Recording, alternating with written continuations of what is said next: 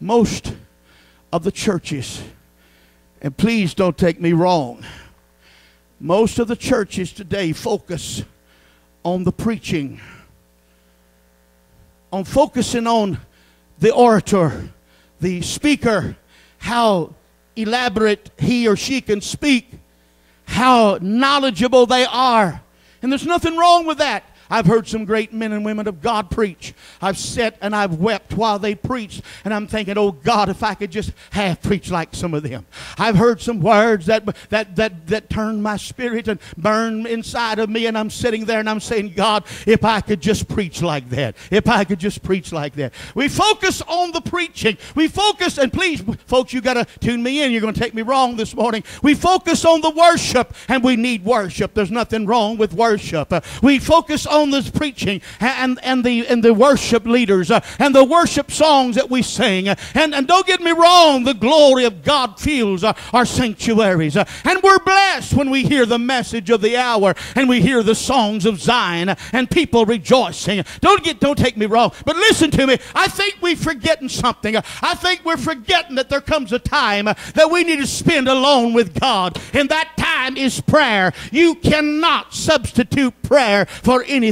You cannot substitute anything for prayer. You can't substitute song or preaching or teaching. There's a time when we must drop everything about us, everything spiritual it seems like about us, and we need to humble ourselves and get down to where God is and humble ourselves in the presence of God. Let me ask you a question. Let me ask you a real personal question this morning. How long has it been since you really had a talk with God? I'm talking about a real prayer with God. How long has it been since you got down before God and you got contrite in your spirit and you were broken up and you talked to God? How long has it been since you wept your way toward God? How long has it been since you lost sight of the world and the elements of it and everything about it? How long has it been since you lost your ego and got a hold of God and said, God, it doesn't matter anymore. If it stops, it's going to stop here. But I'm not going to be the same when I get up from my prayer life.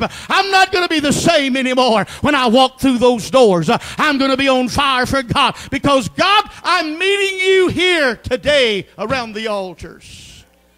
How long has it been since we've had a talk with God?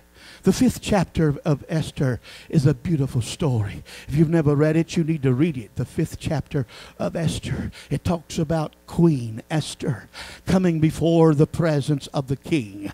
And they were forbidden not to come unless they were summoned by the king. But Haman, they hatched up an insidious thing against the Jews. He wanted to destroy all of the Jews. And Mordecai came to Queen Esther and said, you've got to do something. You've got to go to the king.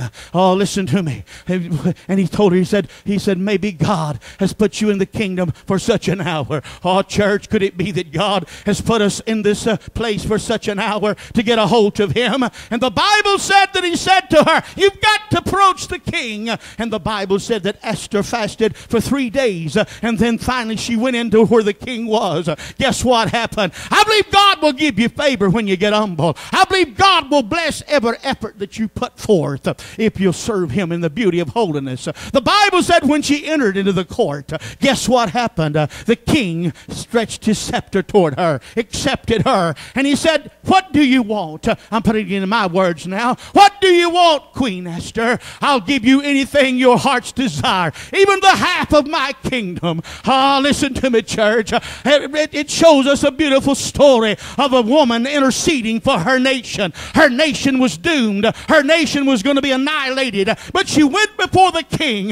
Can I tell you something? You don't know what your prayer life can do. You don't know how that you can change the things around you if you just dare to go to God. If you just dare to have an audience with the king, something's going to happen. The Bible said that the plan was foiled, and you know the rest of the story. Haman was hung on his own gallows. God brought the answer. The Jews were spared. Can I tell you something today? We don't don't know what hour we're living in sometimes, but I believe if God's people would get a hold of God, I believe if we would lose sight of who we are and get a sight of who He is and focus on what He can do, I believe God can turn things around. He can turn things around in our family. He can turn the things around in our nation. Amen. He appealed to the queen Esther. Maybe God's brought you to the kingdom for such an hour. Church, listen to me this morning. God has brought us to this place for such an hour. We are to pray. We are to intercede for our brothers and our sisters. We may not like what they're doing. We may not approve of what they're doing, but we must pray for them. We must have a clean heart before God. We must come before Him and become transparent before Him in prayer.